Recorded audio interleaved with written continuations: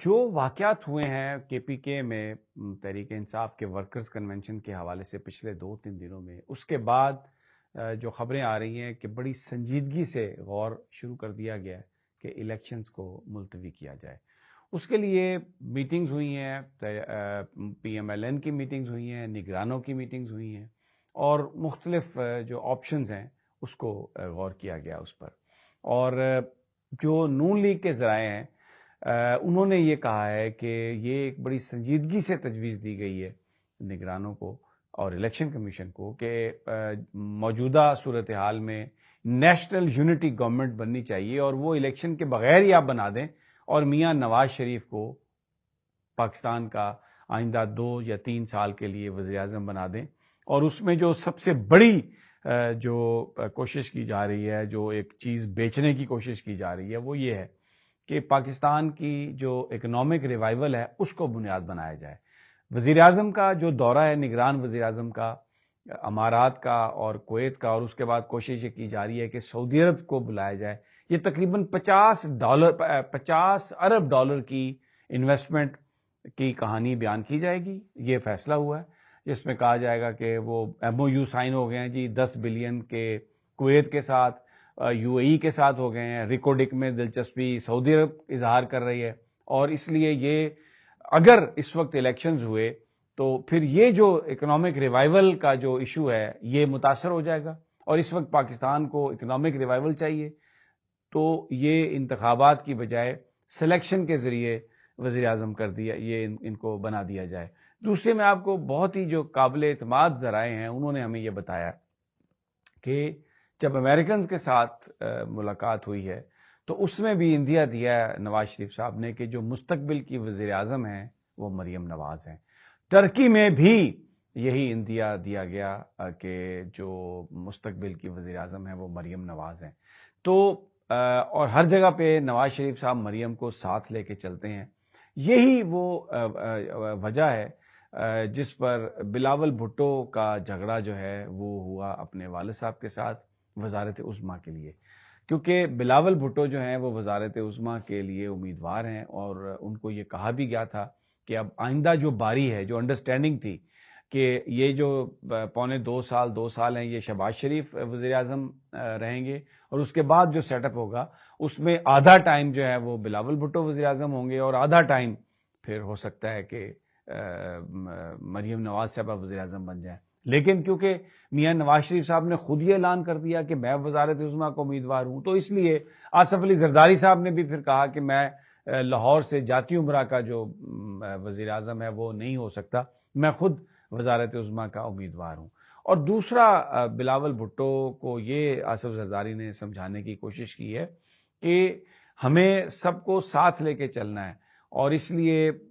جو کہ کس کو ووٹ ڈالنا ہے، کیا کرنا ہے، یہ فیصلہ یہ تیزی سے اور جذبات سے کرنے والا فیصلہ نہیں، یہ وہ فیصلہ ہوگا جو بڑا دور رس ہوگا، اور یہ فیصلہ میں کروں گا. کیوں؟ اور وہ یہ سمجھتے بھی ہیں اس لیے کہ وہ پاکستان پیپلز پارٹی پارلیمنٹیرین جو ہیں اس کے وہ سربراہ ہیں، تو اس لیے ٹکٹ جو پارٹی جو ایشو کیا جائے گا اس پر دستخط آصف علی زرداری صاحب کے ہوں گے. تو ایک بات جو سامنے آئی ہے، جو میں نے یہ آپ کو بیان کرنے کی کوشش کی ہے کہ الیکشن ملتوی کیے جا رہے ہیں، اور اس کے لیے یہ جو بیرونی سرمایہ کاری ہے اس کو بہانہ بنایا جا رہا ہے. کہا جائے گا کہ یہ اکنامک ریوائول ہے تو اور الیکشن کی اب ضرورت نہیں ہے، اور اسی بیچوں بیچ نیشنل یونٹی گورنمنٹ کی خبریں آ رہی ہیں تاکہ جی وہ نواز شریف صاحب کو بنا دیا جائے. اس میں دیکھیں کہ نگران حکومت نے اسحاق ڈار کو بنا دیا قائد ایوان سینٹ میں، حالانکہ اس وقت نون لیگ کی حکومت نہیں ہے، نگران حکومت ہے، اور اسحاق ڈار صاحب جو ہیں ان کا تعلق نون لیگ سے ہے. تو بنیادی طور پر تو اب کے ٹینیور کے لیے جس وقت تک نگران ہے اور الیکشن نہیں ہو جاتے تو نون لیگ کا سینیٹر تو قائد ایوان نہیں بنایا جا سکتا تھا، لیکن انوار الحق کاکڑ صاحب نے یہ بنایا، اور وہ بیسیکلی خود بھی اس دوڑ میں شامل ہیں کہ اگر کوئی نیشنل یونٹی گورنمنٹ بنتی ہے الیکشنز کے بغیر تو کاکڑ صاحب کہتے ہیں مجھ سے زیادہ تابعدار کون ہے، مجھے آپ بنائیں. تو انہوں نے اور اس پریشر کو تھوڑا نواز شریف صاحب کی طرف سے آف کرنے کے لیے انہوں نے اسحاق ڈار صاحب کو قائد ایوان بنا دیا. تو یہ ایک بڑا انٹرسٹنگ سا سینیریو یہاں پر چل رہا ہے. لیکن دیکھیں پاکستان کے لیے اس میں کیا اچھا ہوگا یا برا ہوگا اس کا آپ انالیسس خود کر لیں, میں آپ کو بتا دیتا ہوں. دیکھیں اگر تو یہ جو اربوں ڈالر کی کہانی بتائی جا رہی ہے یہ کہانی ہے. پاکستان میں جو کچھ دیر میں ہو گیا ہے اس کے بعد اس سیٹ اپ کو تو کوئی پیسے دینے کے لیے تیار ہو نہیں سکتا. اگر کوئی زیادہ سے زیادہ کوئی انہوں نے تیر چلا لیا تو یہ ہوگا نگران صاحب نے کہ کوئی ایم او یو سائن ہو جائیں گے. ایم او یو کوئی انویسٹمنٹ نہیں ہے. اب جناب یہ اگر تو سپوز کر لیں کہ پیسے ملتے ہیں تو پھر اس کا مطلب ہے الیکشن آگے ہو جائیں گے. یہ ایک کانسٹیٹیوشن کی خلاف ورزی ہوگی. ابھی تک چیف جسٹس آف پاکستان اور جو ان کے جو حامی جج ہیں جو سپریم کورٹ میں ہیں, بتایا جا رہا ہے کہ ان تک یہ انفارمیشن جا رہی ہے اور وہاں سے جو رسپانس ہے وہ مکسڈ ہے. لیکن نگران اور خاص طور پر مسلم لیگ نون والے یہ کہتے ہیں کہ